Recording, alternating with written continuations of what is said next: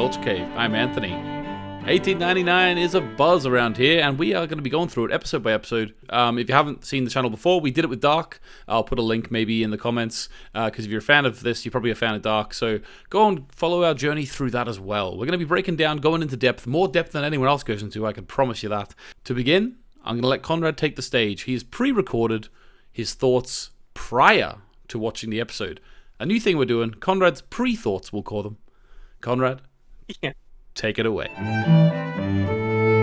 Hello there, Konrad here. Welcome to the Culture Cave and welcome to our exciting new series of the After Dark podcast. We're doing 1899 this time round, just in case you haven't been paying attention. That's what we do here round these parts.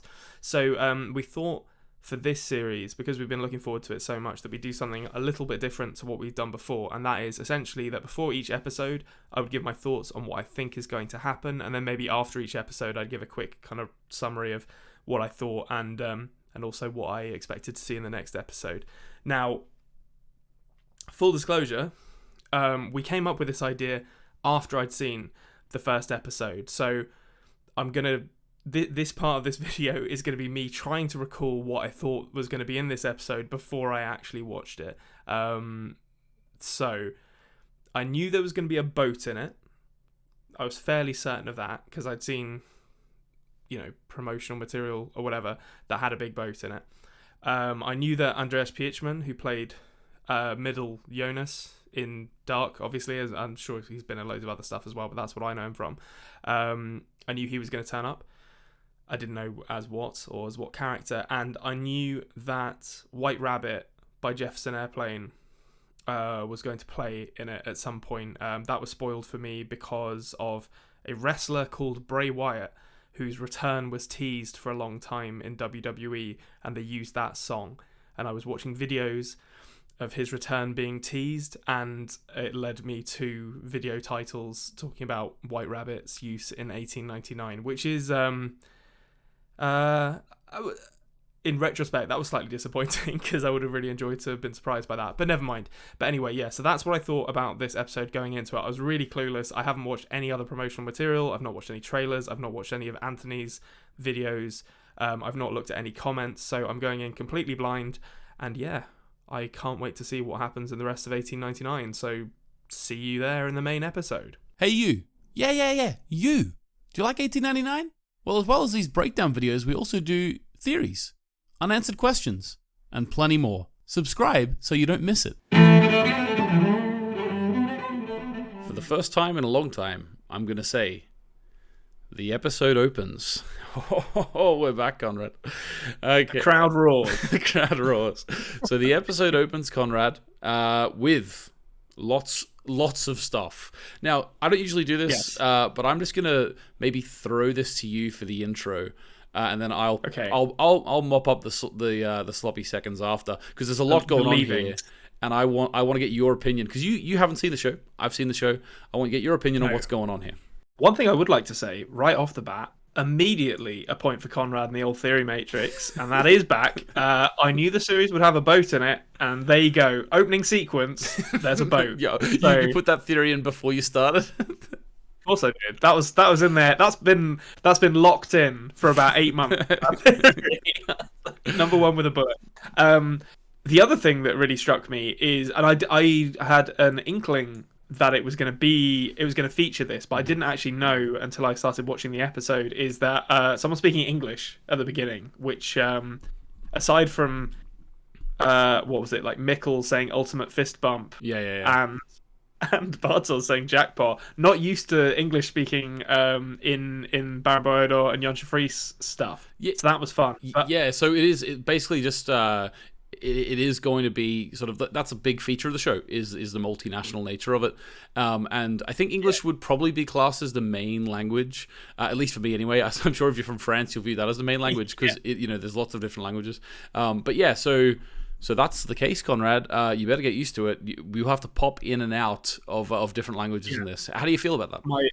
I've switched my polyglot brain on. It's fine. Like I'm very comfortable with lots of different languages. That's not true. I can't speak any other languages apart from German badly. Yeah, the introductory sequence It's a lot. I had to watch this. I've completely gone back on my stance of not watching things. Hold on, I'm gonna move this cat. We're gonna have an indie here. There you go. There's an indie for the camera. Away with you. Away with you. Right. So, yeah. So I've already kind of walked back my stance that I had towards the end of Dark, where I was like, I'm gonna watch this as I would have watched it, or as like kind of a viewing experience. So I'm like not gonna rewind things. I'm not gonna like overanalyze. I'm still trying not to like go too crazy with that, but there was so much going on in this opening sequence that I was like, hold on, all right, hold your horses, guys. Like let's rewind this a little bit. So yeah, we've got the poem being read, which I didn't actually write down word for word, but it's about like the brain being deeper than the sea and wider than the ocean, or something like that. Oh yeah, okay. So basically it's a poem that goes, the brain is wider than the sky, for put them side by side, the one the other will contain, with ease and you beside. The brain is deeper than the sea, for hold them blue to blue, the one the other will absorb, as sponges buckets do. Yeah, that's what's. There is more to the poem, but that is what is in the show. So that's all I'm going to read to you. Is it? So it's a real poem then? It's not verse that was written for the show. It is a real poem. It's by Emily Dickinson. So if you want to sort of, if you want to, it's up to you. Like whatever you want to do. If you want to look that up and then theorize, whatever you want to do. But yeah, it is a real poem. Okay, so we get that being read. The things we see in this opening sequence, we see like a water spout, like one of those like kind of it's a water spout. It's like a sort of a watery twister in the ocean that you get. That's like, I think it's something to do with like pressure changes and it gets sucked up and it looks like a bit like a hurricane on the ocean. Oh, okay, you know more than me. I just go whirlpool. I don't know. Well, we get a whirlpool as well. Like a water spout is like a reverse whirlpool because it's going up into the sky rather than down into the Gotcha. So we get the water spout. We get an old manor house in the mountains that I presume is where Moira and Maester Qyburn, her dad. Maura. Was it Maura? I've written Moira every single time in my notes here, so that's living in Ireland. That's what's done that. Well, it is an Irish name as well. Moira. Maura and Moira are both Irish names, funnily enough. Okay, so I'll do my best not to call her Moira for the rest of this episode, but I make no promise. Fair enough. But yeah, so the manor house in the like mountains, it looks kind of like Scandinavia. It could be like, I don't know, the Scottish Highlands or something like that. Yeah, we see this manor house in the mountains that presumably is like the facility where she is being kept. Mm-hmm. We see a pyramid, a black pyramid somewhere snowy, which is what made me think the manor house is maybe in Scandinavia, because that didn't look like the UK with that level of snow. And then a whirlpool that leads into some kind of like sanitarium or mental institution where Maester Qyburn, I haven't looked up the actor's name, I just know him as Maester Qyburn. Anton Lesser is his name. Okay, nice. Well, yeah, so he's up to no good. As usual, this guy. As usual. Yeah, he's got a face for it. Yeah. Let's be honest. He's got a face for evil. So, yeah, and she's screaming that she knows what happened to the Prometheus and what he did to their brother, and then says, "Why don't I remember?" And then gets told to wake up, and she wakes up. Or she gets dragged to room 1101, mm-hmm. which I went down a really deep rabbit hole with that. Oh, really? This episode, and then we get to the end. So I'm just going to say it now. I won't go too deep into it because we've got a lot of episodes to cover here. Yeah. But I have got like 5 pages of notes here. She gets dragged into room 1101, and I was like, "Is that binary?" And then I was like, "Okay, so that's the binary code for 13." What did you say? 1101. Yeah, 1101, I think. Oh, okay. Is the room number she's dragged into. All right. So I went down this massive hole, but like, oh, that's binary, like that's 13 in binary, which is obviously an unlucky number. And then I was like, oh, she said these ships plural, so I assume there have been at least 13, and Kerberos is the 13th ship. But it was immediately well, not immediately. By the end of the episode, it was completely scuppered by the stowaway coming on board and going into, I think it's room 11. I've got it in my notes, but I haven't scrolled. 1013, I think. But something like I think that. It's Konrad. I need to check that number from back in the mental institution, because I'm pretty sure it was 1011, which is the binary for 11, not 13. I think you've got. It might be one. You've reversed it, and you went down this 13 rabbit hole. Massive rabbit hole, but like, either way, it could be. I don't. Now, I will say to the listeners, I don't usually burst Konrad's bubble like that, but Yeah. but I think it's just so. I couldn't help but mention. I think you have actually, unless there is a frame where it's reversed for whatever reason. But I think it's. I kept on writing down that number incorrectly throughout. I was like, is it 1011 or 1101? But I mean, whichever way, it's not binary at the end of the day, anyway. So. Oh yeah, because they added in a 3. I'm wrong. Yeah, they actually added in a 3 because I think it's like 1013 because it's like the next door down. So they follow like the house number system where like the opposite was probably 1012. Like the first floor, 13th room or whatever. Yeah. I mean, there might be some stuff in the number, but yeah. So it is what it is. Yeah, but So other stuff in this, obviously, the Prometheus. There's a lot of Greek going on in this episode. Prometheus, stealing fire from the gods, or perhaps being punished for them or by them for a past transgression. We don't actually know. Yeah, because basically she screams out, "Where is my brother? What did you do? He was on the Prometheus." So that's what she found out. And then so you think that the Greek symbolism is going to be big here? Yeah, I mean, you don't call one of your ships the Prometheus and the other one the Kerberos without some indication. Sorry, I'm stopping a cat from getting on, but let's get off you.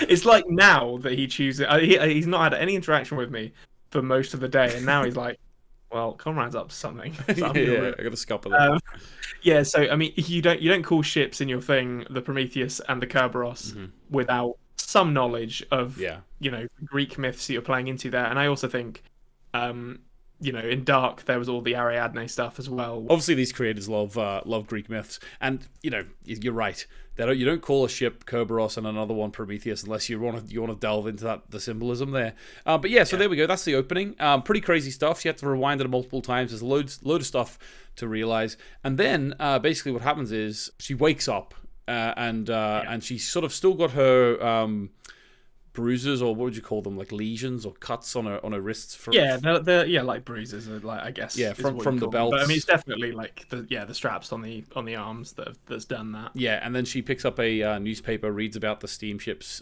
Prometheus has been lost for at least 4 months. Yes. So then she also at this point reads a letter, which says, "I found out what our father did.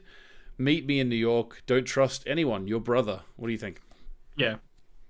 So it took me an embarrassingly long amount of time to realize that Henry wasn't her brother, because that's who the letter was addressed to. I didn't start very well with this. I was like, Henry, and like reading all this stuff. This is why I can't go into like granular detail and like rewind, because I just confuse myself and make silly mistakes. So I think it was later in the episode when... Is it Eyk? Is that how you pronounce Andreas Peachman's character's name? Yeah, I don't know why. With a lot of my theories, I was calling him Eyk, which was really stupid, obviously. So he is Eyk, yeah. Yeah, so I think it's later in the episode, much later in the episode, in fact, it's probably about halfway through, when Captain Eyk reveals that he also has a very similar, or in fact pretty much identical, letter to Maura, that I realised, Henry's not her brother. Like, this is... Unless she has another brother. Or maybe she'd have to have... No, so hold on. Yeah, she'd have to have 2 brothers. Because the letter would have to be from the brother that's missing to her other brother, Henry. Yeah. Because she's intercepted. Yeah. Unless he was just like writing a letter to himself. And he refers maybe to it was himself like as one of your those, brother. like... It's like, I'm technically... he's pepping himself up. Technically, things are going great for me. Yeah. You do know what Dad did. You do. You confront him about it. Yeah. You are strong and confident, and you can do it. Okay, so she walks out and has a look at the ocean. This is one thing, like from the trailers. Obviously Konrad didn't watch any trailers, but from the trailers, like this scene of in this little room where she was like talking to herself in the mirror, saying, "I'm Maura Franklin, born in Moorfield. I'm not crazy." That little part in the trailer was actually just in the room, but I personally, when I watched it, didn't get the sense that she was already on the boat. I don't know why, but she was. What did you think about her psyching herself up, walking out, looking at the ocean? Yeah, I thought it was a great introduction to the character. You get these little kind of like bits of like diegetic storytelling, with like her book on her images of the human brain, and which obviously kind of plays into the. I'm not going to use the word Inception. Yeah. Okay. But there were definitely the idea of like someone being told to wake up, and then a entire narrative playing out with that as the framing device put me in mind of something like Inception, where it's like, is this all being constructed within Maura's memory or something like that, which we'll go into a bit more later. Okay. But yeah, so the images of the human brain, obviously she's a doctor who studies the human brain, so there's like a practical reason for it, but there's also the possibility that it's pointing at something more than that. And then also there's just a very cool little bit of set dressing with the book The Awakening by Kate. I don't know how you pronounce the surname. It's spelled like Chopin, the Polish composer. Chopin. But it was Chopin, sure. Kate Chopin. But it was published in 1899. It's like an early feminist novel about women, cool. Like a woman's unorthodox views on like femininity and motherhood in the American South. So I think that's giving us a sense of Maura's Maura as a woman during this time, and maybe also her stance on like maternity as well. But it's a really cool introduction to the character because they tell you so much without ever really having to bash you over the head with it. Yeah, awesome. Yeah, great analysis there, Konrad. Well done. Little gold star for you. Thanks. But as she walks out, what did you think of the score? It starts swelling like. Yeah, it was like, oh, okay, yeah, this is by the same guys. Like, I actually wrote down, is it literally the same composer that did the music for Dark? Yeah. Because I didn't check, but I'm like 90 with a sight unseen. I'm like, this must be the same composer as Dark. Surely. Yeah, it was Ben Frost. Yeah, same composer. Yeah, okay. And then obviously, with the composer, it is also coupled the fantastic licensed music. What did you feel about the opening credits of this show with the Jefferson Airplane playing? It's obviously a very spooky remix of it. So I was actually I was taken by surprise by this because I knew, as I've said in the introductory thing, I knew that White Rabbit was going to be in this because of the Bray Wyatt spoilers that I experienced, but I didn't know. I thought it was the literal song is in this episode, but I think it is. Yeah, it is. It's at the end, like the montage at the end. They play the actual song. Yeah. So I knew that was going to be in it. I didn't know that a cover of it was going to be the credits song. So yeah, that was a really nice surprise, and it's a really cool version as well. Very ambient, very very haunting. Yeah. Which I was very into. Yeah, and will not. I don't think right now we'll go into like the actual content of the opening credits. If there's something you want to talk about that in future, that's fine. But there's going to be a lot of there's a lot of setup in this first episode, so it's going to be quite a detailed episode. So I want to sort of skip on past that. Is that all right? Yeah, that's fine. Well, the only thing I'll mention because it comes up in this episode is the ship she's on is the Kerberos, which we've kind of said before, and obviously Kerberos is the Greek spelling of Cerberus, who guards the gates of the underworld and also prevents shades from escaping, which had me being like, are these people alive, or is this all a memory? Like, is this gonna end with like the ship sinking and everyone but Maura dying or something like that? But yeah, interesting. That's what it put me in mind of. Interesting. Okay. All right. Awesome. So there's theories cooking away there already. We jump into the engine room and we get our first little bit of sort of other language dialogue. Well, we start with English guys, and then they're talking about the Prometheus. It's all, the topic is a buzz around the boat. They're talking about the Prometheus has been lost for 4 months. They yell at a Polish guy, Polak they call him. I thought that was the actor who played Jonas when I first saw him. I was like, I can't remember his name now. Jonas, Lewis Hoffman. Yeah. Lewis Hoffman, that's it. Yeah, I was like, oh, it's Lewis Hoffman, he's back. And I was like, that's not Lewis Hoffman. If anything, and I don't mean this as an insult to Lewis Hoffman, but a slight upgrade in the handsome department. Like, there's sort of immediately a handsome, shirtless Polish man for the audience at home. Yeah, they saw him walk in the cast room and they're like, "You're the engine room, buddy." Yeah, we need you oiled up and shirtless. Yeah, but it was a good introduction. And also, in this scene, if Dark has taught us anything, It's the characters with enormous back tattoos suggestively positioning their back to camera so you can see exactly what the tattoo is means something. That's like, listen, this isn't my first rodeo, okay? Like, I think I know a little thing or two about what you're trying to do here. And one of the I think he was English. One of the English guys, who's being racist to Olek.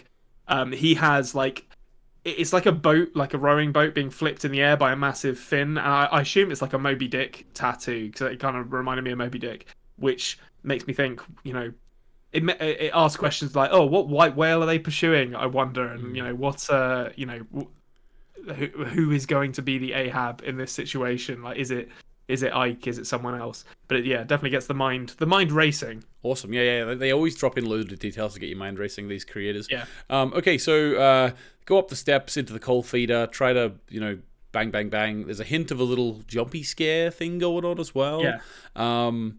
He has a postcard from New York. Anything major stand out for you here? It's just a nice little introduction to a character.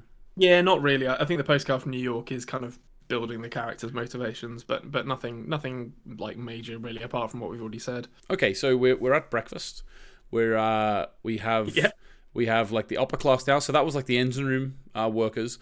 We're now in the upper class of the ship, and we are sort of there's a lot of stuff going on in this breakfast. Okay, there's a newlywed couple who seem to be not getting along very well. Lucien, the French man, is staring at the geisha who's sitting there. There is also there is a Spanish man with his brother who is exclaiming that doesn't matter how loud he yells, no one can understand him anyway. There's a lot going on here, Konrad. Yeah, and I think we kind of joked about this beforehand, and I was just going to mention it now, that I think this is the moment that a lot of people, myself included, realised they were accidentally watching the dub of this, this TV show. Because you see the French couple speaking, and it's like, they're not speaking English. Yeah, let me go to the audio settings. That happened to us as well. Literally happened to us as well. Yeah, I'd love to see the statistics. Netflix will never release that stuff because they're cowards. But that's the true statistics we all want to know. Who watched the first 10 minutes? How many people changed the audio at that exact moment? So yes, it was funny watching this scene because I always try to be sensitive to doing things that will get me cancelled, because as you know, I'm of the demographic that gets cancelled, let's be honest, and rightfully so. So the Cantonese woman and her handmaiden, I was like, she looks like she's dressed as a geisha, which is not like a Cantonese thing, that's a Japanese thing, and I kind of tentatively wrote it down, but I was also like, I'm gonna keep that one on the DL just in case it turns out that I don't know anything about geishas and Cantonese culture. But by the end of this episode, I mean, here I kind of wrote the theory down that like, the Cantonese woman is dressed as a geisha but isn't who she seems. Yeah. And I think by the end of this episode, that's more or less like we're on the path to that being proven to be the case, because she's obviously pretending to be Japanese. Yeah. What's interesting to me about that is that whenever I was theorizing about the show, obviously I knew the character was from Hong Kong. No, the actor was from Hong Kong, and the character was wearing geisha clothes. So therefore, everyone was just like, "This is crazy. Why are they making a Hong Kong?" You know, there was a lot of discussion about it, right?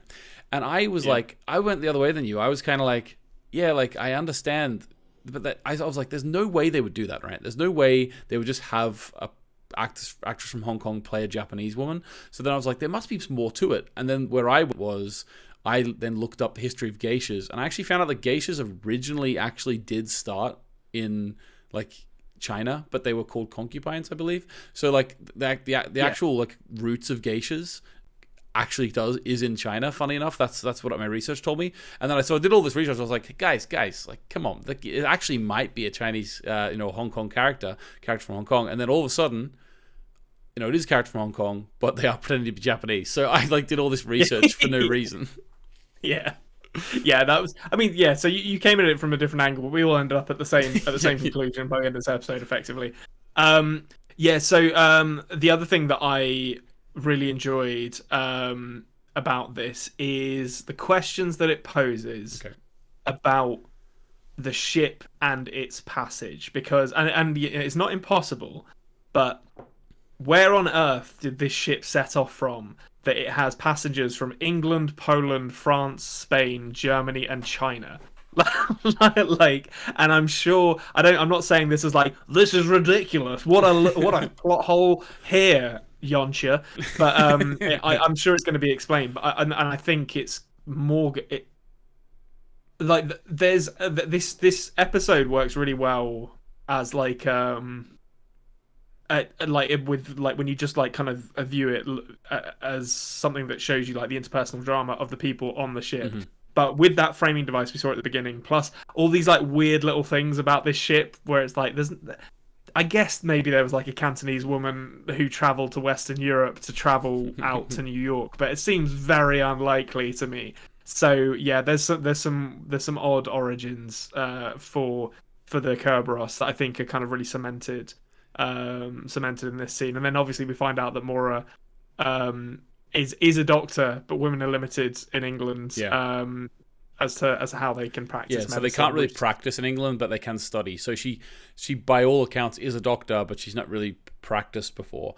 There is a little chat with the woman in the green dress called Mrs. Wilson about she's trouble. She's trouble.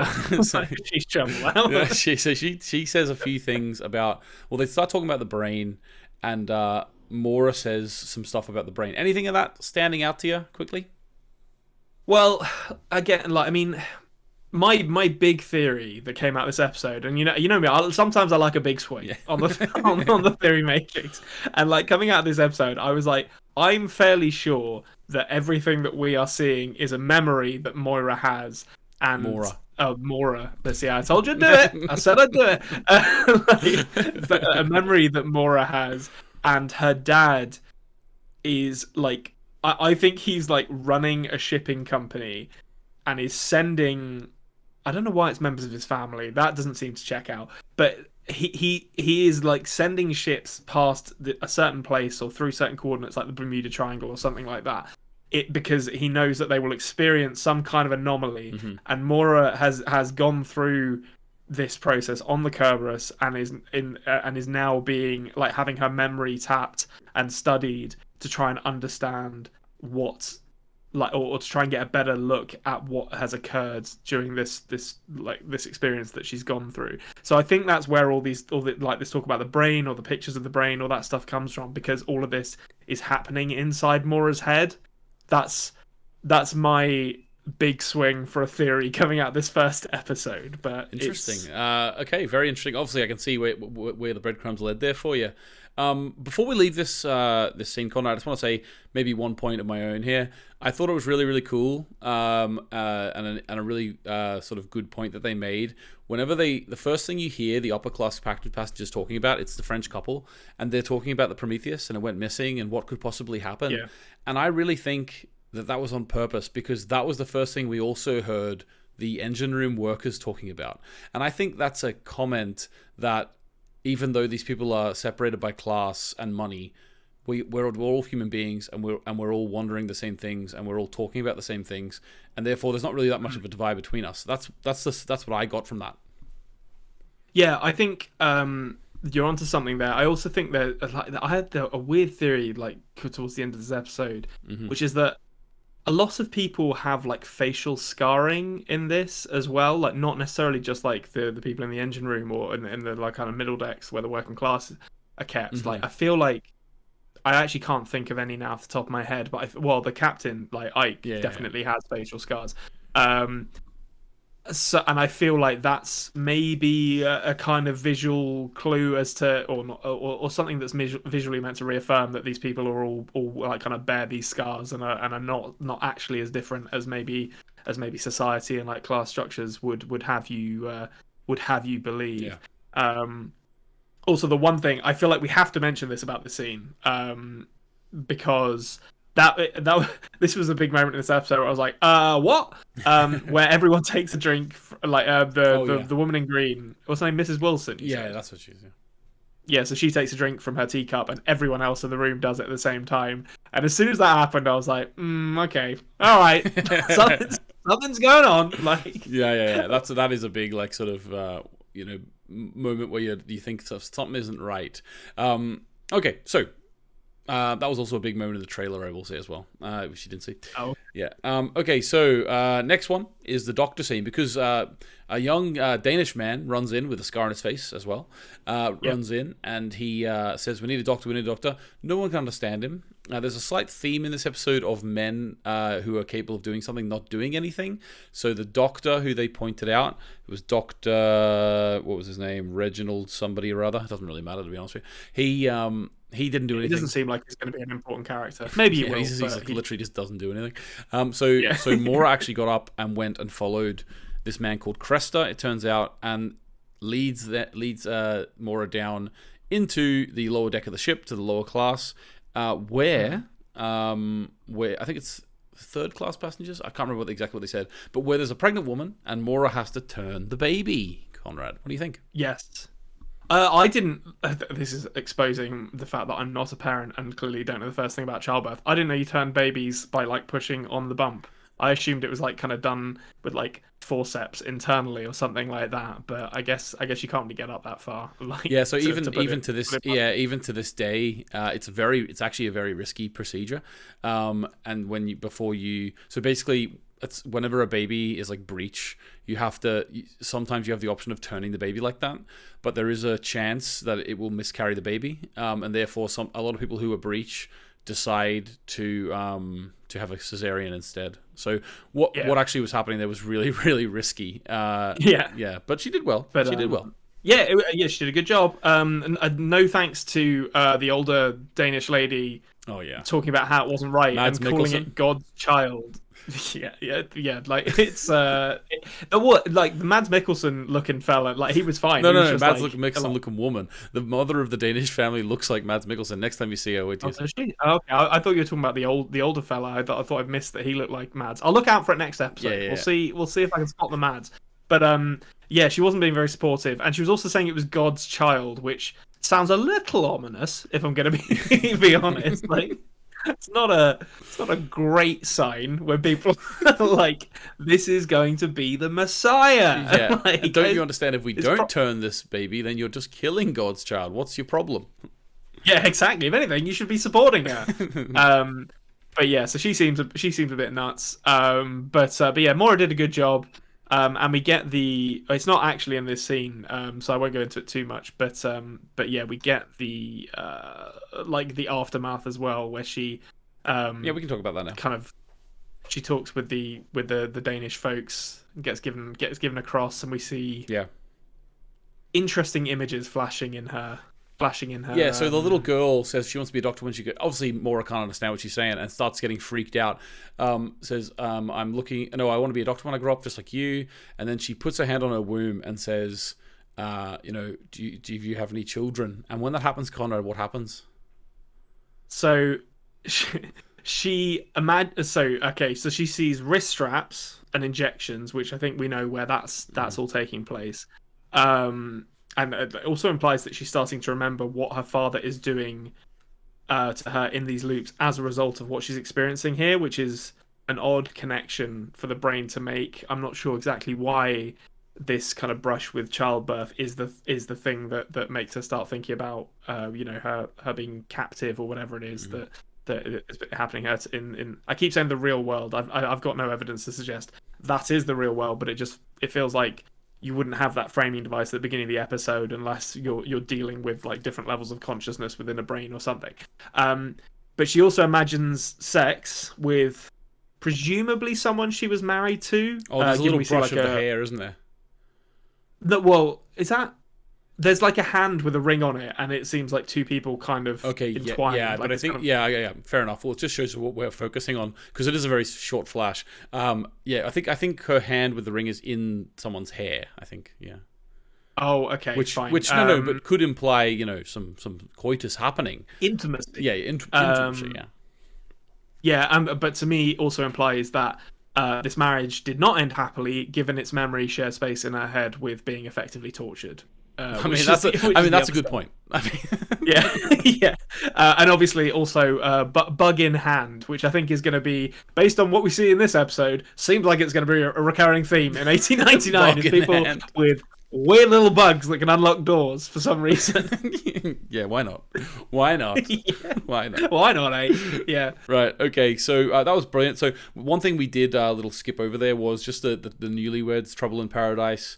Can't fully clothed sex. Good lord! Like, come on, guys. Okay. They're just not into it at all. Well, what I found it really, really interesting about this scene, sort of the only thing I really think we should be talking about here, well, one thing obviously is that, they couldn't actually do the deed. The other thing is, which I think is really interesting, is that sort of the husband is sort of blaming her.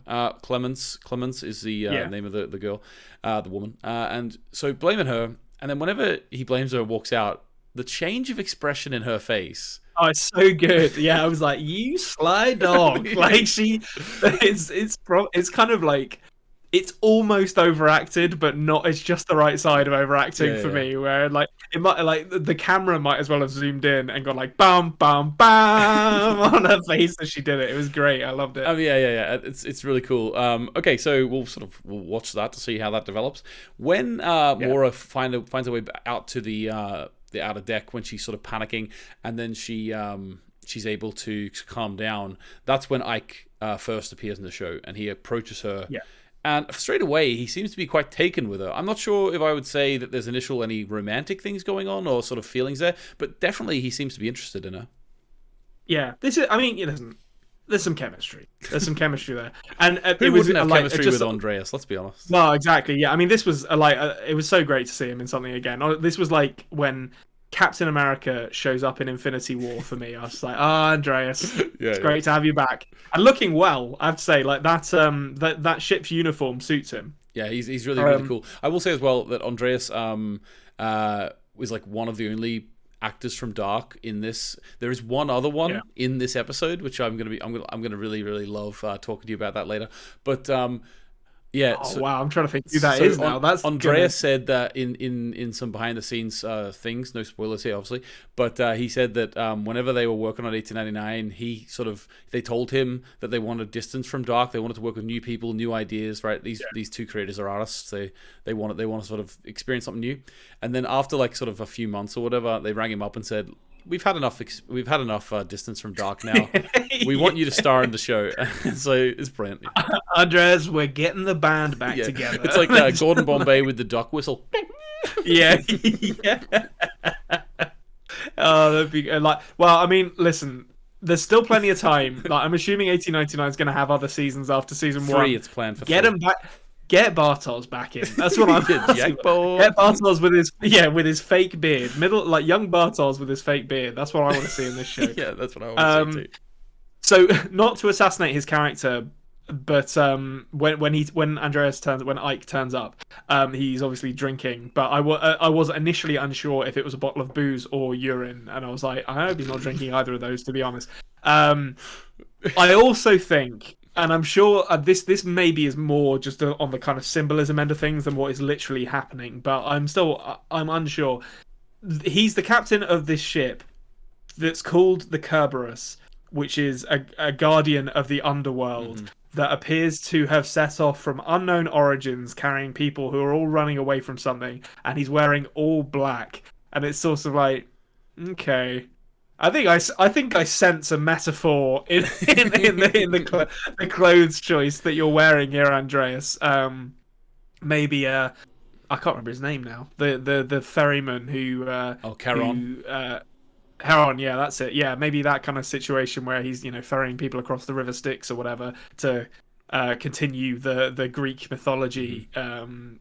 That's definitely the sense I got from him. Interesting. Okay, awesome. I me, like even from Dark, I love the Greek mythology stuff. So I'll find places for Greek mythology to fit, even when it doesn't. Like, let's be honest. Yeah. I'm watching Seinfeld and I'm like, that's just like Theseus. Right. Yeah. Okay. So then last thing in this little scene is he receives a message. They assume it's from the lost ship. It's his coordinates. Yeah, I've seen Alien, alright? I know what happens when you get coordinates sending you somewhere mysterious, alright? It won't end well. And as much as they may be cowards, his two boys, who I'm going to call Moustache Adam Driver and Beard Simon Pegg, because that's exactly what those two characters look like, the two, like, kind of underlings. The Beard Simon... No. Yeah, I know. Yeah, There's John Moxley. There's John Moxley, who I'm like, okay, that guy's John Moxley. John Moxley, is he the big guy with the head. big beard? Yeah, the shaved head and the big Right, beard. so That's John that's Moxley. the guy who was in Dark, by the way. Who is he in That character's Dark? called Franz. He was in Dark. So I don't want to go too much detail into the scene because obviously spoilers, but also I don't want to relive it. It's the scene in the caravan in season 3 when a particular young blonde girl. Oh, okay, yeah. Okay, wow. Oh, wow, yeah, okay. Well, he's a bit of a ruffian in this one as well. I think it's fair to say. I like him in this because he looks like John Moxley, who is a very good wrestler. So I was like, all right. And obviously, because it's the first episode of watching a TV show, I to demonstrate that I'm taking it seriously, I immediately attribute nicknames to all of the characters. Yeah. So he's John Moxley, and then we've got Mustache Adam Driver and Beard Simon Pegg, who are the other two ship's mates. And I think I know all the ones you're talking about. Yeah. Yeah, I don't think I'm going to learn those characters' names, to be honest. Also, Mustache Adam Driver, isn't he just Gucci? Does he have a mustache in that? Oh yeah, he doesn't have a mustache in that, but he could do. It sort of has the feeling of it, doesn't it? That's sort of Yeah. Fair enough. Okay. So that's the message. We'll watch out for that. We do have a pregnant woman, so Alien is on the cards. So they're at the bridge. The Morse code coordinates are coming through. I wanted to mention something to you, Konrad. Now, not so long ago, people might know from the intro, we were on a boat together, and we remarked at how slow it was going. These people are crossing. These people are crossing the Atlantic Ocean at 18 knots, which is the equivalent of 21 miles per hour. That's How do you not get so bored on that shit? That's the speed you have to go to not kill a child outside of school. Let's be honest here. Right? Yeah. I think I've literally. I'm not going to say I've definitely done it, but I'm fairly sure I've ridden my bike fast. Like, I mean, I have faith in you. Which means I could potentially cross the Atlantic Ocean faster than this fucking shit. Yeah, potentially. Okay, so they make the decision. I'd need someone laying track in front of me. To be fair, yeah. I wouldn't be able to get enough of a enough speed to Jesus my way across the jet ski or something. You get like a pedal jet ski. I think you'll be able to do it. So they decide to turn around, which is very divisive. Especially straight away the crew are sort of questioning it, but later on we'll see there's a big backlash against this idea. Everyone bloody panics. The two Spanish bros. They're like, I do like, what is it, Ramiro and I can't remember his name. Angel, yeah. Who's like, I'm a wolf, and then immediately just fucking shits himself as soon as the ship turns around. It's like, all right, yeah, nice one, Angel. Yeah. So there's obviously something going in the background of those characters where they don't want to go. They were worried about turning around to go back to Europe, and they don't want to go back. So there's something there. Yeah. We also have the Danish sisters, the older one who's pregnant, and the younger girl talking about it. Yeah. I'm sure Tove and something else. I think their names, right? Ada and Tove. Yeah, I think it's Tove and Ada, but I might be wrong with the pronunciation as well. So when I first watched this, right, and the little girl Ada was like telling Tove everything that was happening, and everyone's out on the deck because we're turning around. They might have found the other ship and all this. I'm like, who told you this? Like, where, like, how do you know all this? I think this probably is. It's explainable that that the word passed through the crew into the lower decks, but at the same time, I'm just like, the captain hasn't said this yet to the upper class passengers. How do you know this? Yeah, that's a really good point. Actually, I don't know. She's like Newt. Like, she's got she's crawling through vents and stuff in Aliens. Yeah. And she's like listening to the captain's conversations with one of those like ear horn things that they had for deaf people. Yeah, that's the only explanation I have. I will say actually that this little girl, with her speech about ghost ships full of people who sinned by killing a whale, linking back to the tattoo on the man in the engine room, and were hit with black waves and then turned to shadows. I was like, all right, okay. This is a ghost. This girl, she's a ghost girl. I think is what she doesn't actually exist. Well, no, she died 100 years ago, I think, and is just kind of like here to spook people. All right, okay, fair enough. That's a good idea. Is that on the Theory Matrix? No, that's not a real one. I'm not putting that in. That would be. I can't afford to, like, some of these are definitely not going to be right, so I can't afford to sacrifice points this early. Oh, okay, fair enough. I love a good crazy theory. If you haven't listened to our Dark podcast, guys, go listen to it. Some of Konrad's theories were mental, although he did basically predict every twist in the show, believe it or not. Yeah. But some of them fired from the hip on one of the biggest twists in the first season, and somehow that theory though that kind of went full circle because it was like, this is stupid, and I'm just going to say it. Yeah. And then by the end of the series, it was like, oh, okay, no, this makes perfect sense. Yeah. So you thought it was a crazy theory, but like, oh, there's all sorts of crazy theories Konrad's come up with. So hoping for more on this one. Okay, so Maura's cabin, she turns over the letter. We see it's addressed to Henry. We've already talked about that. But then it also says, what is lost will be found on the back of the letter. That's sort of the only extra bit of stuff we get here.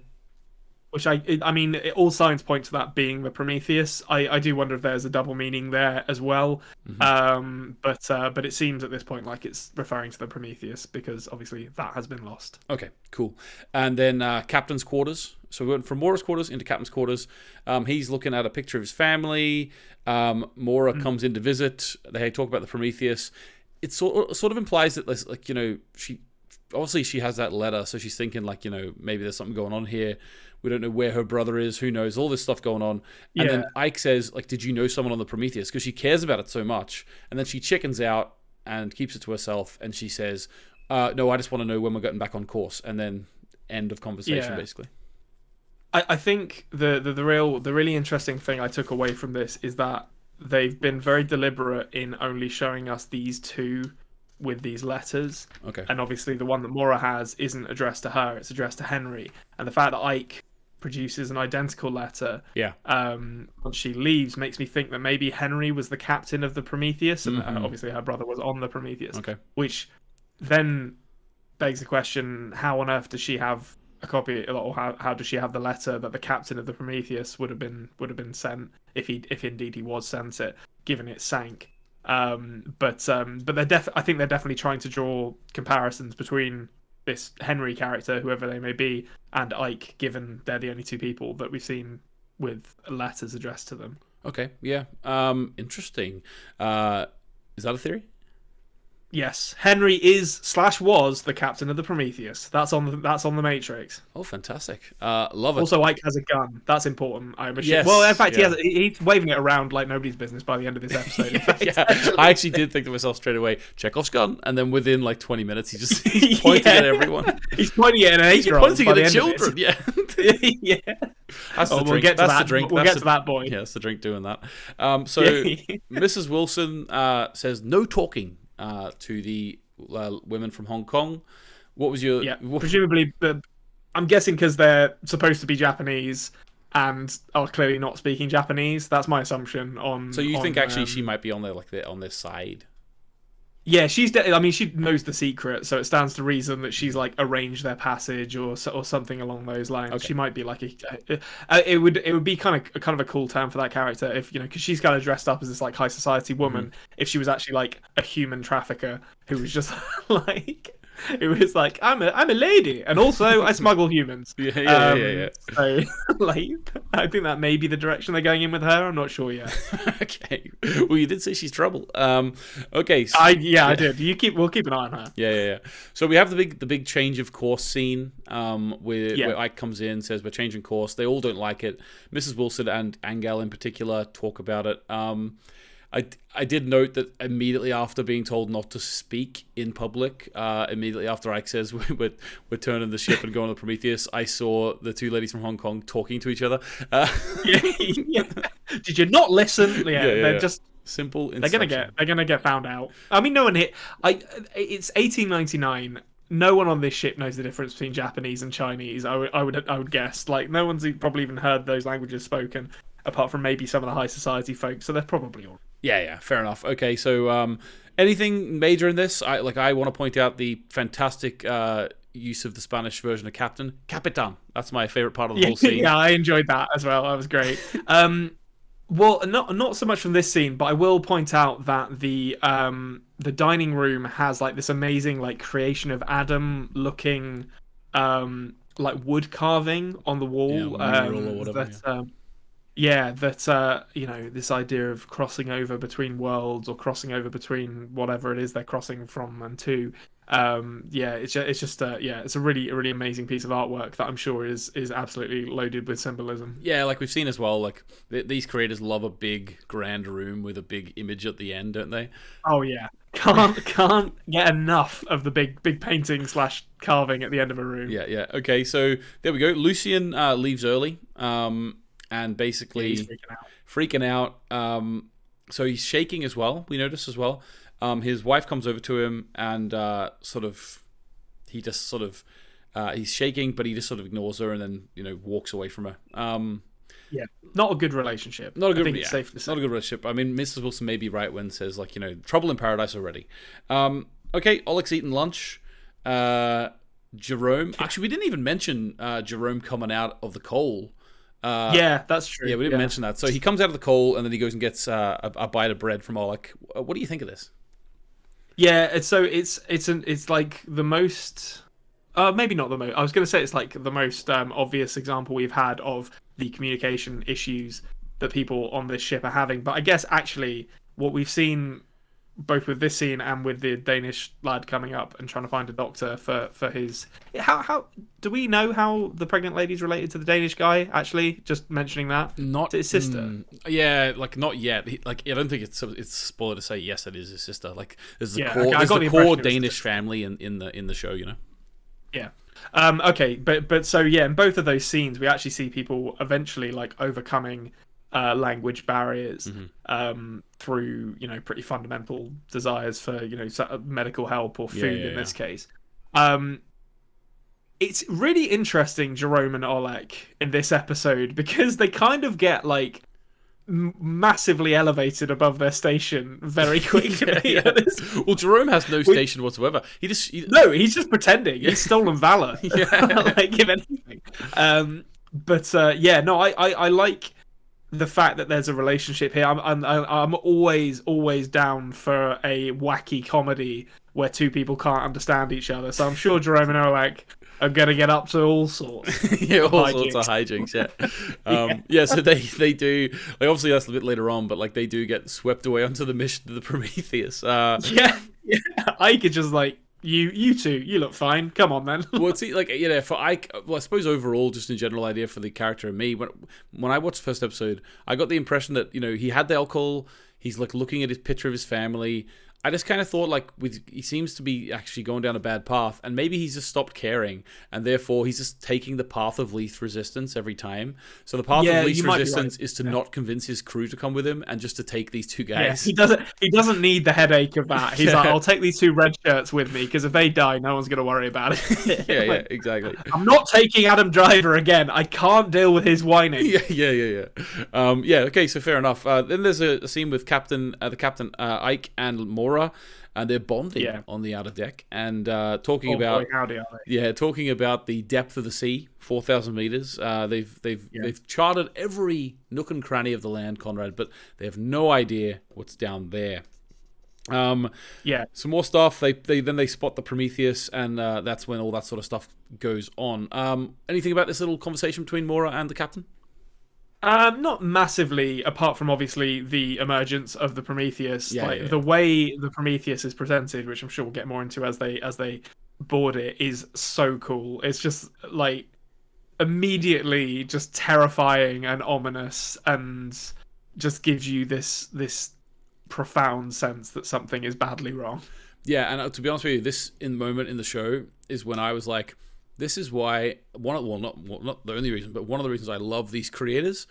Any other show, the advertisement shows you that we're gonna come across a mysterious boat that's lost at sea, and then stuff may or may not begin to happen. That was basically the pitch of the show. They've done that in the first half an hour, right? So like any other show, we wouldn't be getting on this boat until like episode 4 or 5. Like that's just the fact. Yeah. This is like they move at such a clip through this, and there's so many plates spinning in this first episode. It's not just like, I mean, it is character introductions. Like they're doing, the standard kind of writing of like, here's all these characters. We'll give you a little sort of tidbit of each of their personalities, so you know, or you get to know them. But while they're doing that, they're also setting up these like interpersonal dramas. They're setting up like little kind of like quirks about the characters. Power dynamics as well. Power dynamics. Yeah, they do so much with like, there's such an economy of script writing to what they do. Is legitimately like amazing how much they're able to fit in to. I didn't even know how long this is. Is this an hour? Was it like almost exactly an hour this episode? Yeah. Yeah, so like an hour of TV. It's unbelievable how much they get into it. Yeah, it is. Okay, so what I thought just before they go on the boat was hilarious was they took the priest.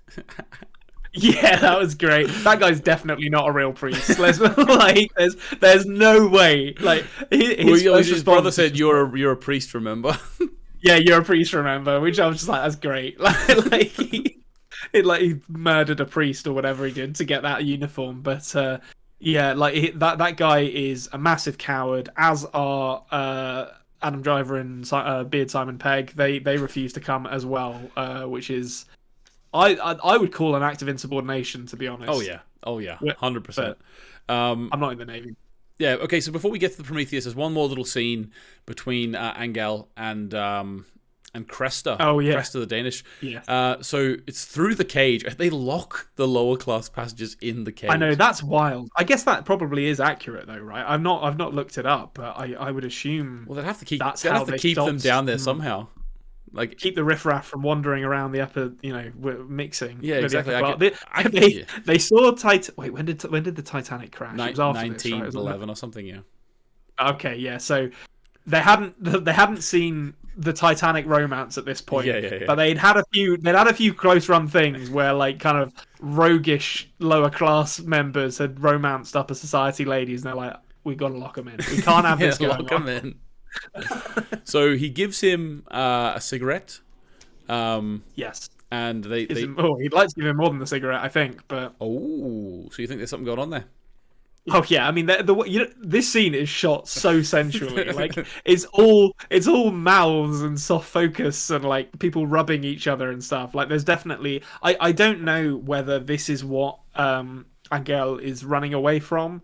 I feel it like my kind of like ignorant brain is like if you were gay in like turn of the century Europe, maybe that would have been enough cause to have to run away. But I kind of hope there's more to his character than that. I hope it's not just I'm gay and I'm not accepted by people in Spain, so I'm having to leave, because that would maybe feel like a waste of a setup for a cool character. But definitely like the fact that they're very heavily implying that he's romantically interested in this Danish guy is another wrinkle to the character. Yeah, exactly. I think, and as you say, the economy of script is so good that these characters are getting built so quickly.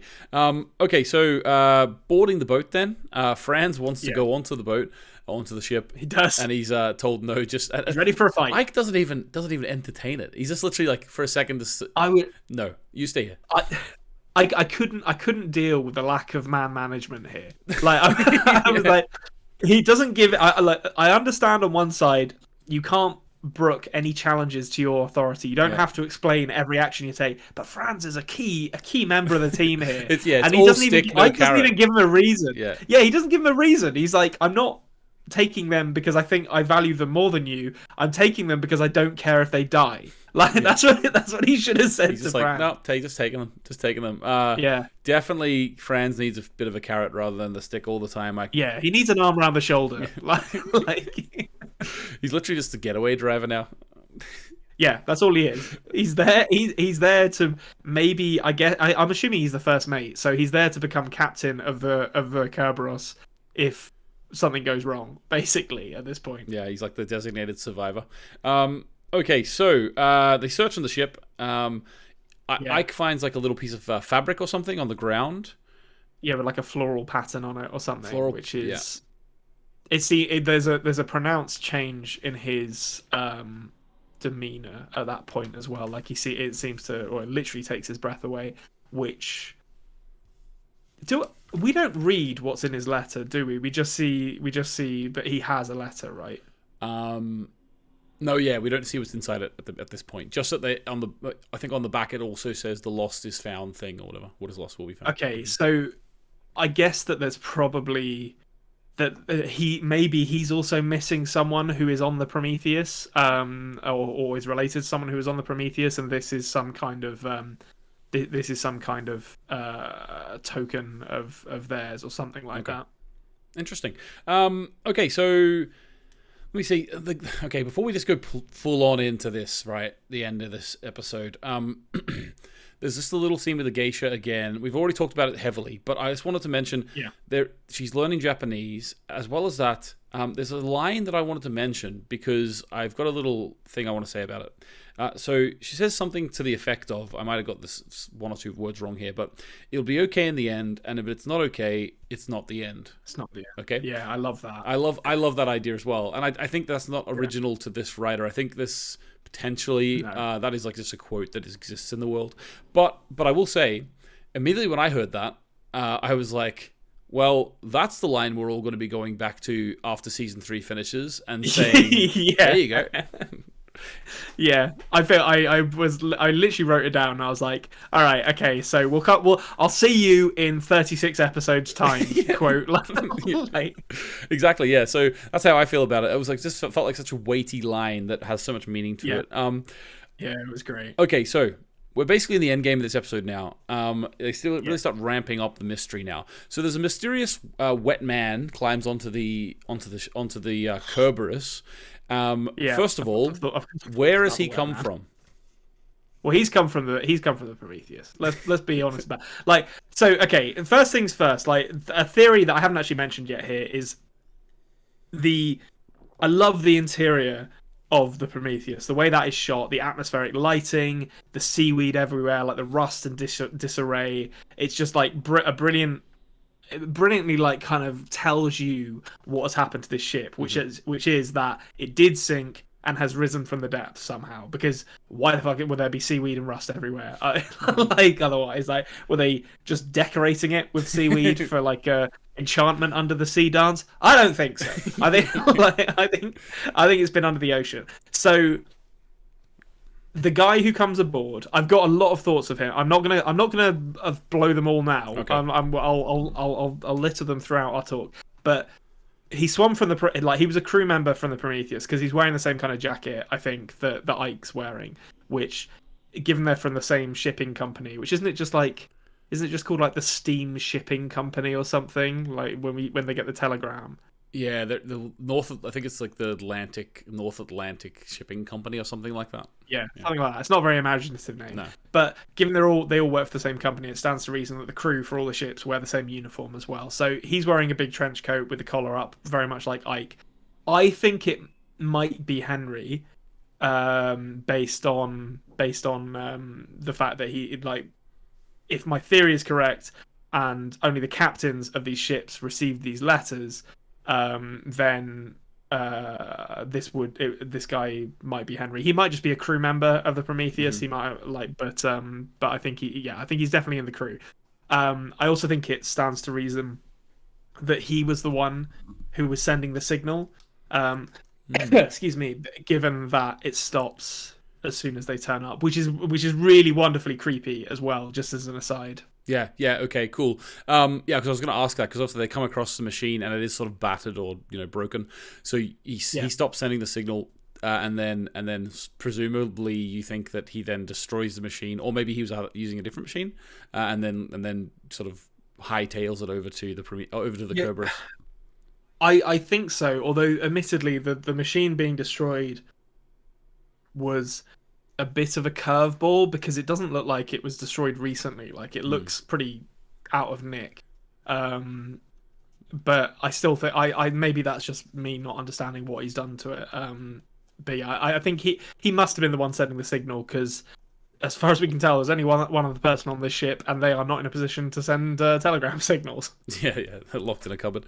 Okay, yeah, cool. All right, so We've got a lot of stuff going on now. Let's just talk about this. Yes. There's a little beetle they find in the sort of the analogy, like the sort of the I don't know what word to use, but it's like the dining room of the other ship, right? So they find a little beetle. It then walks into or underneath the door of a cupboard.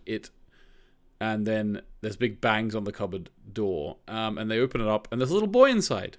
A little sort of, I don't know, sort of Tim Burton-y looking boy, and he comes out. Yeah, and he's got a little pyramid with him, little black pyramid, and he goes to give it to Maura. Yes. Mm-hmm. Okay, so hold on. I'm gonna take a drink of juice before I do this, because I know I'm about to talk. Get ready, listeners. All right, I'm about to talk for about 10 minutes here. Hold on. Yeah, and I think Jefferson Airplane was playing as well as the montage when It this did happened. start, yeah. It was lovely. So, lovely little scene. Maura sees the beetle. Yeah. Which will come. I'll mention it now because it's going to come back later. So, the flash of a beetle in a hand that Maura saw earlier when she was talking to Tove. Ada. Ada. Yes. Okay. Sorry. That's right. Yeah. Ada was. I'm fairly sure the same shot that we see of the beetle in the Wet Henry's hand, as he goes to let it into room 110 or 1013. I think. Yeah. Is what I've got in my notes here. 1013 and 1011. So yeah, I think you're probably right about the room numbering thing. But so we see that shot earlier in the episode, and then we see it here. Now, the fact that it's implied that Maura is having those things projected into her mind, to me, says she has experienced this before, because she's basically like having flashes of things that she already has experience of, which kind of reaffirmed my whole, this is all a memory happening inside Maura's head, okay, or some kind of like group projection of a memory, or something weird like that. So that's point number one. Yeah, love the Jefferson Airplane. That's great. If you are aboard, this is my position in life. If you are aboard a creepy, formerly sunken ship, and there is a strange boy barred from the outside inside a cupboard, do not release the boy. Like, that's not release the boy. That's under no circumstances should that boy be released, because he's in there for a reason. So, okay. So, I have a theory about who this boy is, and I think talking about Mrs. Wilson being trouble. The boy is going to be trouble, I think, as well. And to do this, I don't want to keep harking back to Dark, because we want this to be a separate thing. Yeah. But we know from Dark that these creators have played with stories where characters are represented in more than one period of their lives. And we know that the beetle leads Maura to the cupboard that had the boy in it, and then immediately, or almost immediately, see the man who has just swum to the Kerberos deploy, it's the only word for it, his own deploy beetle. the beetle. like a fucking, like some kind of drone. He deploys it, and it goes and unlocks the door to room 1013. So I think the boy they just released and the man who swam aboard the Kerberos are the same person. I'm not going to say 33. I'm not going to do it, but they do look about 33 years apart in age. I also think that when the boy, which I'm assuming you're going to want to have something to say on, but when the boy hands a totally normal obsidian pyramid thing to Maura, he appeared to have like little kind of like blood stains on his wrists, very similar to what Maura has. And it made me think that boy / man is also trapped in the medical facility Maura is in. And then made me start thinking, okay, maybe everyone on this floor is in the same room on the ship as they are in the medical facility, or something along those lines. That's still kind of really nebulous. I'm trying to form that one. Cool. But just the fact that the boy has the kind of strap or wounds on his wrists that seem to be from the same kind of straps that Maura has, or maybe it was just some random blood on his wrist, I don't know, but they very clearly show his wrist, and his shirt seems to have a bit of blood in it. Made me think, okay, there's a lot going on. There's a lot going on in this scene. In conclusion, okay. So your theory is that the wet man who swims across, as well as the little boy they find in the cupboard, are in fact the same person. And I think them releasing him has set in motion a chain of events that will then lead to him being able to get off of the Prometheus and get on board their ship. Okay, and are you viewing this as a potential time travel show, or are you viewing maybe he'll go into the hyperbolic time chamber for a bit, or? Yeah, I don't think it's going to be time travel. Although I did literally write down "we doing time travel again, boys," but like I don't think it will be, because I think they're like, in everything they've done, they seem to be interested in like kind of messing with the chronology of the thing they're doing, but not always explicitly with time travel. Yeah. So I think, given this appears to be happening within the framing device of whatever's going on with Maura and her dad in that sanitarium or wherever it is they are, I think maybe it's more like you can project yourself into these dreams at various points in your life or something along those lines. I'm not sure, but I don't think it will be as explicit as I'm getting in a time machine and going back in time. But I think maybe the result will effectively be the same thing for the story that we're witnessing. Okay, awesome. Brilliant. So that's a big swing. That's a big swing. Yeah, so that's pretty much the end of the episode. First episode of 1899 in the bag there for the breakdown.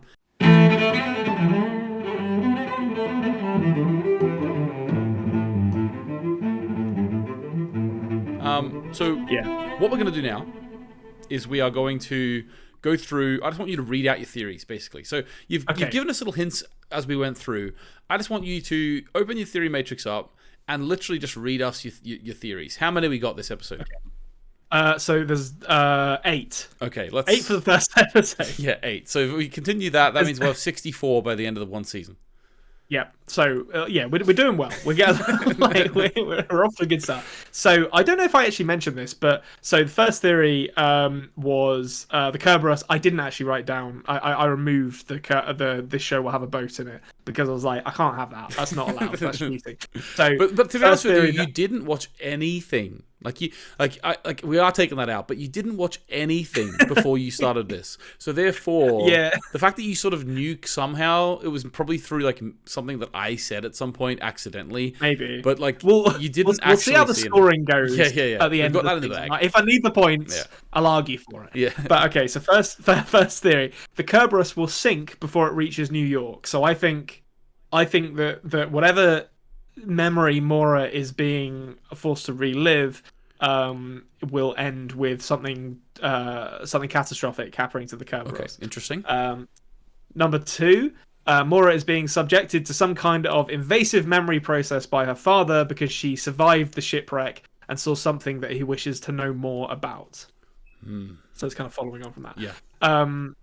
Theory 3, the Cantonese woman is dressed as a geisha but isn't who she seems. So we kind of talked about that before. Yeah, so if any new listeners to this format, Konrad does make theories as he watches episodes. So therefore, he can get points for things that come true later in the episode.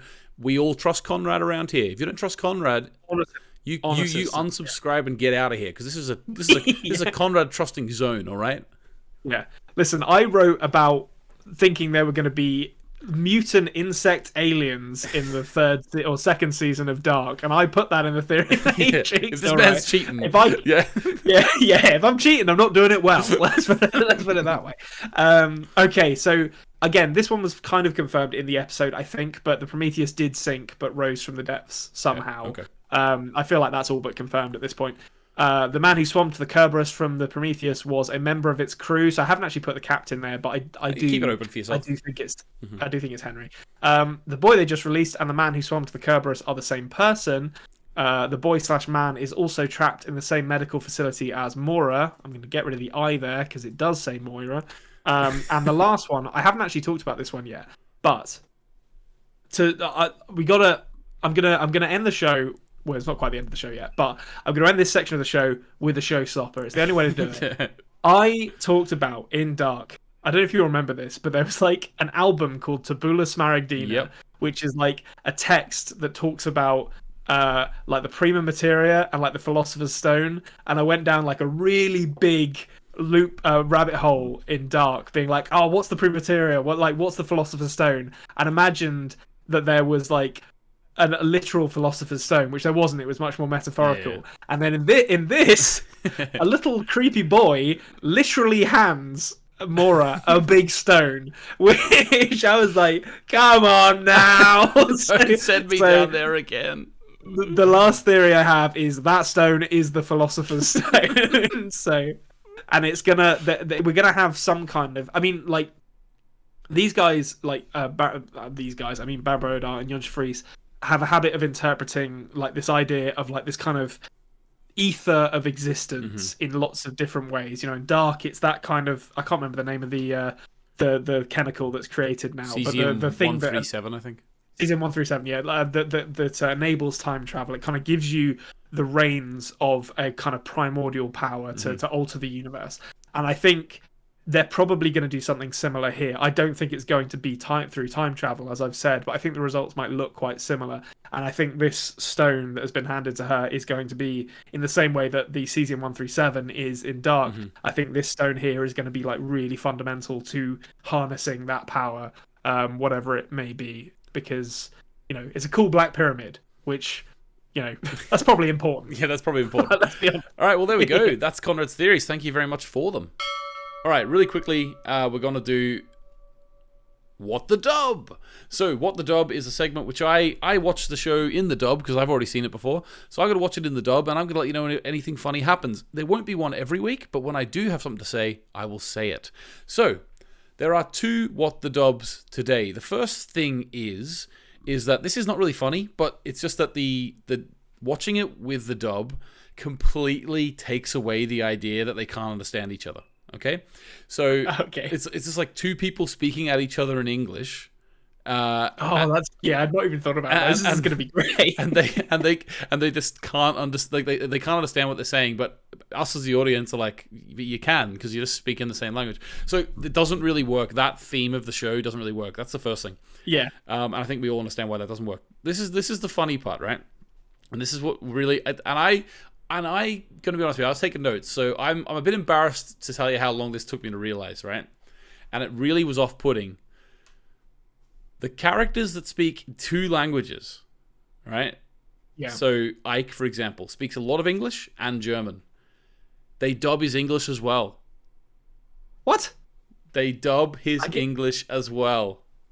I suppose it makes sense. It does, because, but it's really... It'd be really jarring to suddenly get Andreas Piechman speaking English, but... Like, I do get it, but at the same time, I'm like, could they not have just, like, tried to get, like, a German man to dub his German parts? Because it's just... Obviously, they're just all American, right? So, but, like, it was... Having watched it, I was like... You had the opportunity to have this scene all in English, and now people are watching it.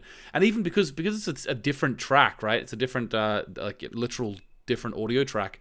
Sometimes also like Maura speaking English is slightly out of dub with her lips because it's a different, it's a different track that they've done. So like it just completely takes me out of it. Everyone knows I don't like the dub, and most people probably don't like it. But if that's how you want to enjoy the show, however you enjoy the show is fine. But those 2 things for me. Really out the gate was like, okay, this is going to be dangerous again. What's the quality of the voice actors like this time around? Because in Dark they were famously bad. Yeah, so we don't have anything quite as bad yet. I will say that like we'll wait and see if there's a character with like a really. I suppose the problem is that some like the sort of the guy at the start of the show saying "wake up." Old guy. He's the only guy so far that I could imagine. He's got a bit of sort of a specific voice, like Anton Lesser. Yeah. So him being dubbed would have been weird because because obviously in Dark with Noah was meant to be like, "Hello, I am Noah," and then they dubbed it with a guy going, "Hi, I'm Noah," and that was weird.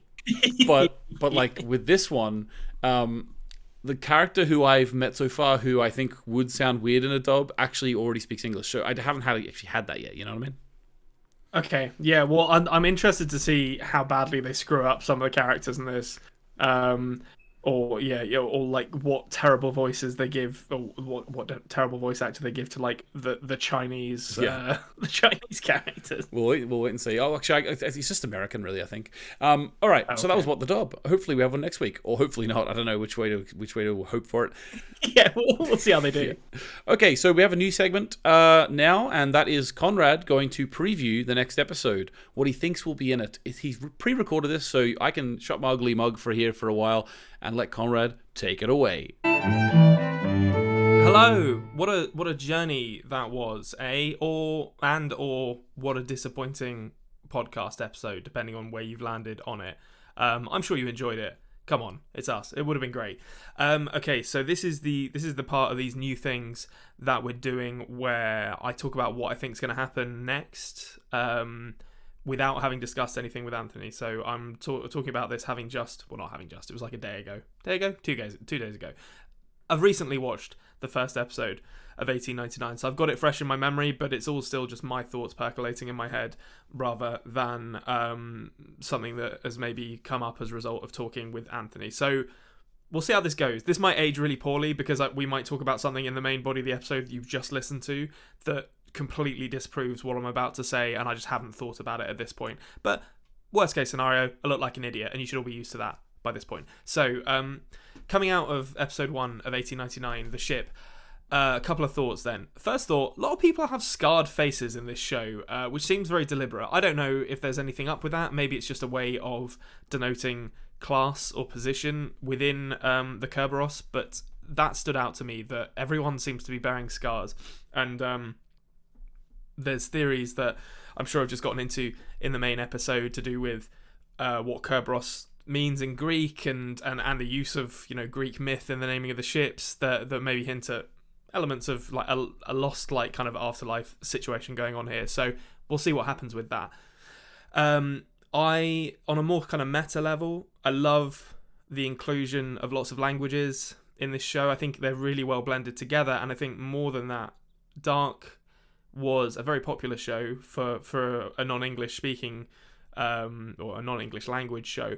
I wonder if 1899 is going to be the sort of next stepping stone for Baron Borodor and Jan Fries to really catch on in a mainstream way, because obviously there is some English in it, and unfortunately you kind of have to speak English in your shows for more people to watch it. That's purely anecdotal. I don't actually know if that's true, but that feels like the case, that English-speaking or English language shows do better because they're more accessible to more people. And I really hope this does catch on, because based on this first episode, it's going to be a banger. Okay, production and costume design is brilliant. I love this kind of period. Like, it looks like it's kind of late Victorian, early, what would it be, Georgian after that? No, it's not Georgian. Edwardian? I don't know. I should know my own periods of history. But I love the production design. The costume design is fantastic. The ship design is fantastic. And as was the case with Dark, everywhere you look, there's something that's kind of filling in little, like shading in little corners of the lore that you might notice in the background of shots that I really, really love. So that's excellent. And I'm sure that will continue into the second episode. As with Dark after the first episode, I don't really have a good sense yet of where this is going, but the mysteries are definitely already captivating. There's stuff about potentially philosopher's stones, literal philosopher's stones, depending on what I think that was handed to Moira was. There's this sort of Inception-like dream thing going on with the framing device of Moira in some kind of old mental health facility in the mountains in like Norway or wherever that was shot, or I don't know, it might be like Scotland or something. I might be miles off, but it looks like it's probably in Scandinavia somewhere.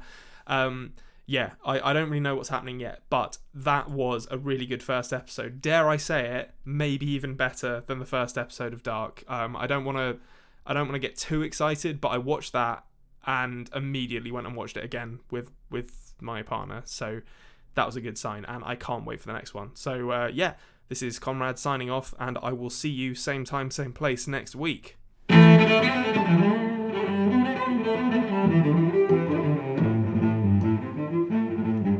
Wow, Konrad, they were absolutely lovely thoughts you've just given there. So thanks very much, guys, for sticking around for this first one. We'll be back with 7 more. Every week we'll be releasing another one. If you have questions for Konrad, if there's anything that sparks my interest in the comments next week, I can ask it to him. We're not going to do a whole questions episode like we used to, but if there's 1 or 2, I might ask them to him. So let me know in the comments if there's anything you want me to ask him. Konrad, how was it being back? It's amazing to be back. I actually said I was going to lead off with this, and I don't think I did. So I'm gonna like do a mic drop of a statement to close out our first episode. Obviously, it's lovely to be back and like talking about these two making a series again, because it's amazing, and it's lovely to be talking about it with you and our listeners again. I actually think this is better than Dark. Don't at me. Like I that first episode better than was the first episode better of Dark. Yeah, obviously I don't know. Maybe it'll be terrible. How disappointing would that be if it's like from episode 2 onwards? It's like, well, this is awful. Like we've made a terrible mistake doing this, but somehow I don't think it will. I think like that first episode, I think they nail the period setting, like the costumes, the set design is all amazing, and that stuff's really fun. Music's still great, the writing is still great, performances are great, like everything about this. I'm just like, yeah, ticking all the boxes so far. Yeah, and I just know what the internet's like, so I just want to say this. Konrad absolutely loves Dark, okay?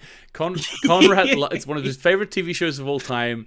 Just because he says that he preferred the first episode of this one to the first episode of Dark, as he said, don't at him. Okay, so there we go, guys. That's the first one. Let us know. We could do like a clickbait video of like Konrad hates Dark and like. I think we've started this episode off with like a just over an hour long. When I finish the final edit, we'll see. But I think it's just over an hour long this episode, which when compared to our first one for Dark is around the same.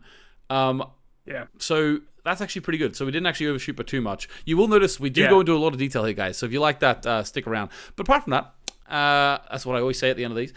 Thank you very much for coming along with the ride with us. We're looking forward to episode 2. Konrad's crazy theories have already begun, and they're going to go crazy places. So thanks very much. Goodbye. Goodbye.